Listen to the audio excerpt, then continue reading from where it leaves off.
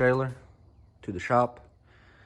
And the auction did state that it's a stationary non-runner and the gas light is on. So we started doing a little bit of investigating, and we did find a reason why there's a gas light on. As you can see, Chevy's already marking its territory, and there's a big hole in the gas tank. So either that was from the wreck or that was from the front loader from the auction yard. So we are going to change the fuel tank off camera because I don't think that's going to be interesting to watch. But we did find why this truck wasn't starting. But before I explain why the truck wasn't starting, here's the new gas tank that we just bought. Looks brand new, but it's pre-owned. And here's the old one. Yeah, looks definitely like a front loader, but oh well, we already got a new gas tank. Quickly install this gas tank and show you why the truck doesn't start. So as you see, this is where it was mainly hit, except from the gas tank. And there's nothing wrong with the truck, except for the front end damage. No engine damage, anything you can think of. There's no damage except for the front end. So that makes no sense for it to not start. So we started looking around, tracing every single wire. We thought maybe this big wire right here that's main to the engine. And then we started looking at this fuse box. As you can see, it's not straight. It's kind of in the same spot where the damage was hit. So we took it off, and we just put it back on, and the motor runs.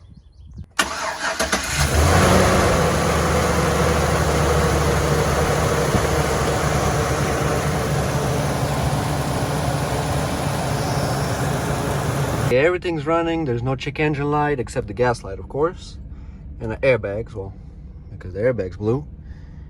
But there's one thing that happened once we let it warm up. It's running a little bit rough.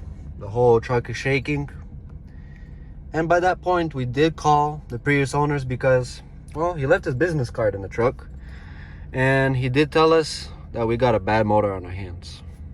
We let the truck warm up right now, and on this side, you can hear the most of the sound.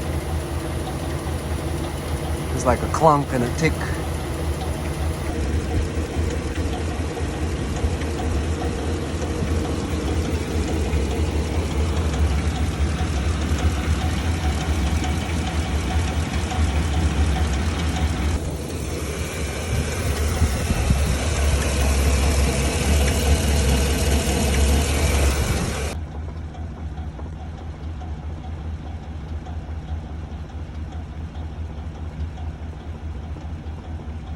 Finding out that we need to fix the entire motor, we went to our favorite store, which is Harbor Freight, and got ourselves a compression test kit. Hopefully this works. I don't know if this is gonna work on this motor, but I think it will. And we're gonna have to compression test cylinder 7 to see if it has any compression at all. If it does, it's a good sign, but we are gonna have to tear down top end, get to the number 7 cylinder lifter. At the same time as us doing that, we're gonna actually check every single cylinder compression just to make sure that we don't have to go back again once we fix cylinder number 7, go back to cylinder number 2 or whatever.